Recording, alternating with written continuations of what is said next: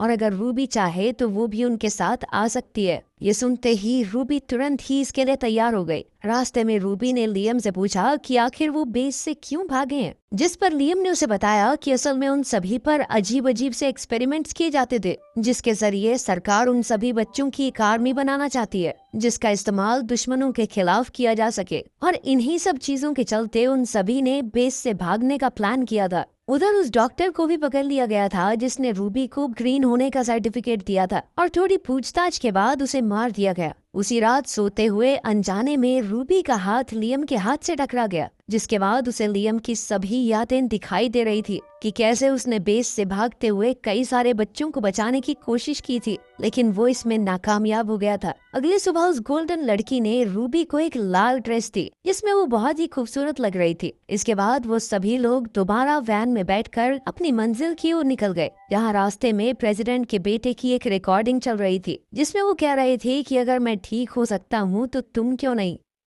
कुछ देर बाद ये लोग सामान खरीदने के लिए एक मॉल में रुके जो पूरी तरह से खाली था, और तभी अचानक कुछ और बच्चों ने इन पर हमला कर दिया, जिसके बाद गोल्डन बच्ची ने अपनी शक्तियों से उन सभी को रोक दिया। असल में वो सभी बच्चे भी बिल्कुल इनके जैसे ही थे और उनके पास भी कुछ जादुई शक्तियां थी, इसीलिए सभी बच्चों ने रात भर बैठकर ढेर सारी बातें की। इस दौरान लियम ने उस ऑरेंज लड़की का पता जानने की कोशिश की ताकि वो सभी जल्द से जल्द खुद को सुरक्षित कर सकें, पर उन बच्चों का कहना था कि कोई भी इंसान इतनी आसानी से वहां तक नहीं पहुंच सकता क्योंकि वो जगह बहुत खुफिया थी। पर तभी रूबी ने उस लड़के के दिमाग को काबू में करके उससे वो पता निकलवा लिया जो एक खास कोड था, जिसके बाद लियम का दोस्त और रूबी उस कोड का मतलब निकालने में लग गए। कुछ देर तक मेहनत करने के बाद जब उन्हें आखिरकार उस कोड का मतलब मिल गया तो वो सभी लोग बहुत खुश हुए। उस वक्त उसके बाकी सभी दोस्त भी वहाँ मौजूद थे और अब उन्हें समझ आ गया था कि रूबी ग्रीन नहीं बल्कि ऑरेंज थी, लेकिन रूबी को लग रहा था कि शायद उसके दोस्त अब उससे डरने लग जाएंगे, पर लियम के मुताबिक इसमें डरने वाली कोई बात थी नहीं। जिस पर रूबी ने उसे बताया कि असल में वो अपनी शक्तियों पर काबू नहीं कर पाती